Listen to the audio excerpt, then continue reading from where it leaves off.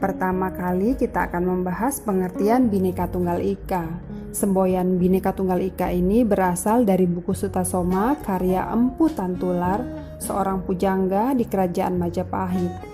Bhinneka Tunggal Ika Tanhana Dharma Mangrua, yang berarti walaupun berbeda-beda tetapi tetap satu jua adanya, karena tidak ada agama yang tujuannya berbeda.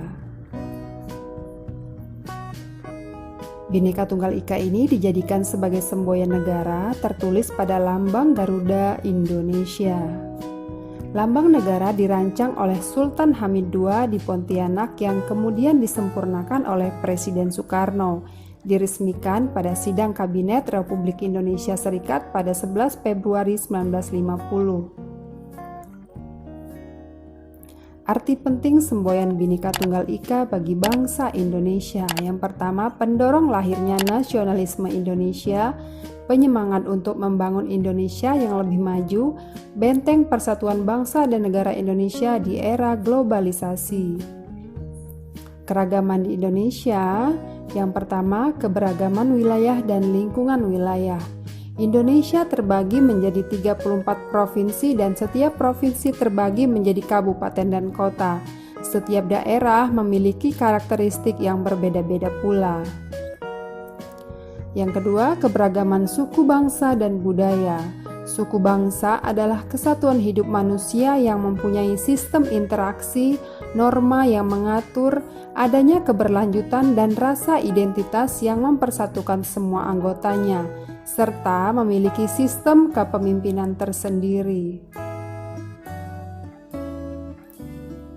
Berikutnya, identitas tersebut dapat dilihat dari yang pertama, tipe fisik, bahasa, adat istiadat, kesenian, sistem kekerabatan, batas fisik lingkungan. Keberagaman suku bangsa membawa akibat pada keberagaman budaya karena setiap suku bangsa memiliki budaya yang berbeda-beda.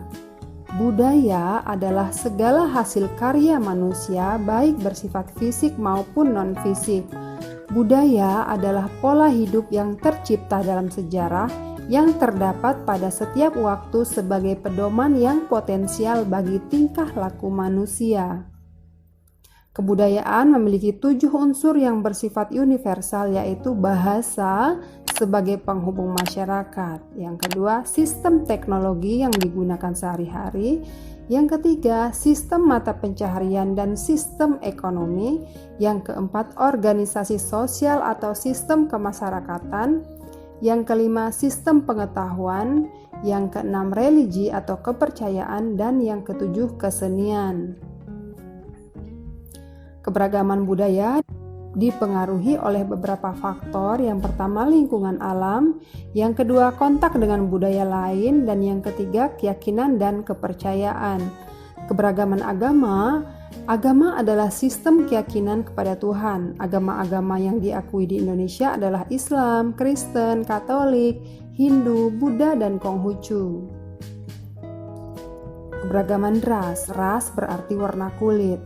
Keberagaman ras berarti keberagaman penduduk Indonesia yang didasarkan pada warna kulit dan ciri lain yang bersifat fisik.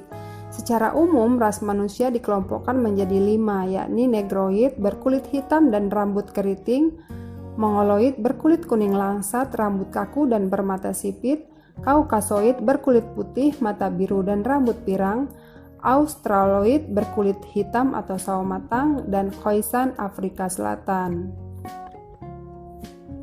Keberagaman golongan. Golongan diartikan sebagai kelompok masyarakat dengan ciri-ciri dan aktivitas tertentu. Beberapa faktor yang digunakan untuk menggolongkan keberagaman adalah secara administrasi kependudukan, secara usia, secara ekonomi, pendidikan, politik, dan berdasarkan mata pencaharian atau profesi. Berikutnya, keberagaman gender. Gender merupakan sifat dan perilaku yang melekat pada kaum laki-laki dan perempuan yang dikonstruksikan secara sosial dan kultural, sedangkan jenis kelamin adalah kodrat Tuhan. Faktor penyebab keberagaman masyarakat Indonesia, yang pertama, lingkungan fisik daerah, keyakinan atau agama, kehidupan sosial budaya di berbagai daerah, dan faktor sejarah. Demikian tadi pembahasan bagian pertama mengenai keberagaman masyarakat dalam bingkai Bhinneka Tunggal Ika.